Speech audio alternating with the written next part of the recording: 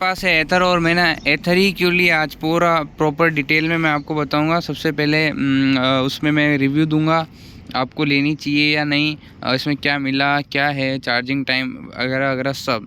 मैंने किससे कंपेयर करी और किसी से कंपेयर क्यों करी, आज सब चीज़ें आज मैं क्लियर करूंगा। सबसे पहले मैंने ये मेरे पास एथर एस है प्रोपैक के साथ 3.7 किलोवाट वाला, और इसकी मेरे को प्राइस पड़ी थी 1,67,000 with 8 year 80,000 battery warranty extend करवाने के बाद मुझे ये सारी प्राइस उसी में हो गई थी। गार्ड्स, वुमन फुट रेस्ट और सीट कवर और एक एथर का हेलमेट मिला था मुझे। और तो सबसे पहले मैंने मेन जो मेरा पर्पस था एथर लेने का, मेन पर्पस वही था। इसके बाहर फास्ट चार्जिंग है जो कि गाड़ी को 0 से 80 40 मिनट्स में कर देते हैं अराउंड। और मैंने ये गाड़ी लगभग 7,000 चला ली है, एक बार सर्विस करा ली है। हर 5,000 किलोमीटर पर सर्विस करानी पड़ती है। इसमें मेरे को बेल्ट ड्राइव मिला है जो कि थोड़ा नॉइसी है बट ठीक है। और आगे मेरे को मिली है डिस्क ब्रेक, पीछे मिला है मेरे को ड्रम ब्रेक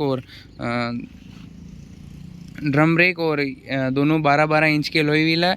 और जो घर पे मैं जब इसको चार्ज लगाता हूँ तो ये 4-5 घंटे में चार्ज हो जाती है और सब सही से मतलब होता है। इसका चार्जर कभी कभी वोल्टेज की वजह से ऊपर प्रॉब्लम करता है, वो बंद चालू होता है जब लगाते हैं तब।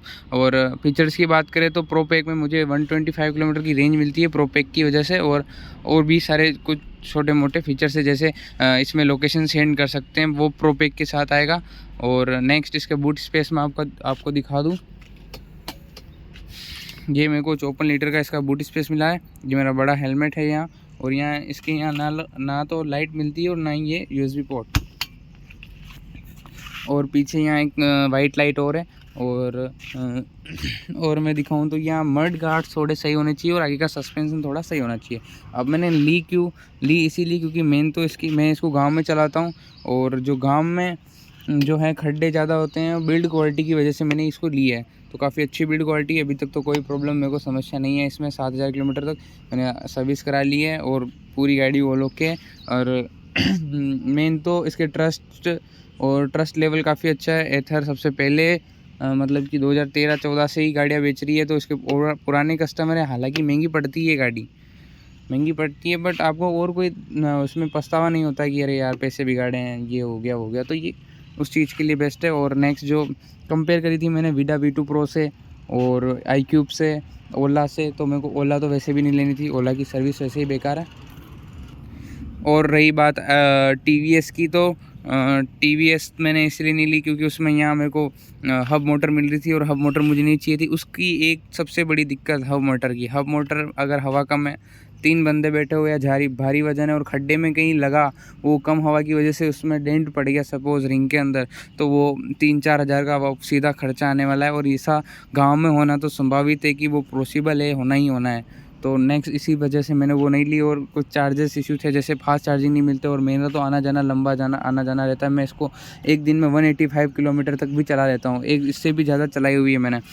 तो ये हाई रेंज के लिए सबसे बेस्ट है। मेरा मानना तो यही है, आप एस लो पर ज़्यादा रेंज वाली गाड़ी लेना, वो काफ़ी बेटर रहता है। उसके बाद सर्विस कॉस्ट मेरे को 650 रुपये पड़ती है, जो कि ठीक है। बाकी सर्विस इसकी फ़ास्ट हो जाती है, काफ़ी जल्दी सर्विस कर मतलब कि 2-3 घंटे में मेरे को गाड़ी दे देते हैं सर्विस करने के बाद।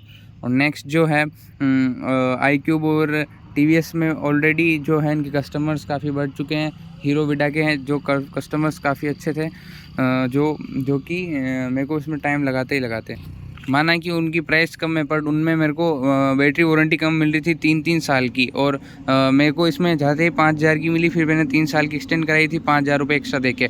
RSA मिल जाता है इसमें, RSA 100 किलोमीटर के अंदर कहीं पे भी गाड़ी बंद पड़ती है तो वो RSA में आपकी गाड़ी को लेके जाएंगे।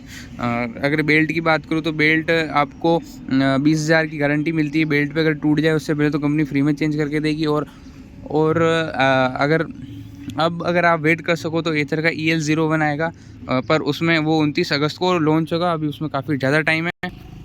और जो मेन जो बात है इसकी, आपको उसकी कम से कम भी 2 महीने बाद तो मार्केट में बिकना स्टार्ट होगा। उसके बाद जो है उसमें 3 मोड आएंगे चार्जिंग के, मोटर अलग होगी उसकी, वो उसकी सीट की जो डिज़ाइन है वो अलग होगी, इसका फुट स्पेस कम हो जाएगा, उसमें जो प्राइस है जो वो कम पड़ जाएगी उसकी, और जो आपको IDC रेंज 150 जो कंपनी क्लेम करी अभी ये सब एक्सेप्टेड है उसका कोई अभी तक इतना 29 तारीख को ही पता चल पाएगा। बाकी ये है, और आप इसको iQube के साथ कंपेयर कर सकते हैं और वीडा V2 Pro के साथ कर सकते क्या। हाँ, उसकी भी रेंज आपको 115-120 मिल जाएगी। बजट के हिसाब से काफ़ी बढ़िया गाड़ी है। नहीं तो आप वीडा V2 Pro पे भी जा सकते हो, बस उसकी वो बैटरी की वो है कि वो बैटरी उसकी बाहर निकाल सकते हैं और कुछ चीज़ें हैं। बाकी उस वीडा V2 Pro के भी बाहर चार्जर मिल जाएंगे आपको।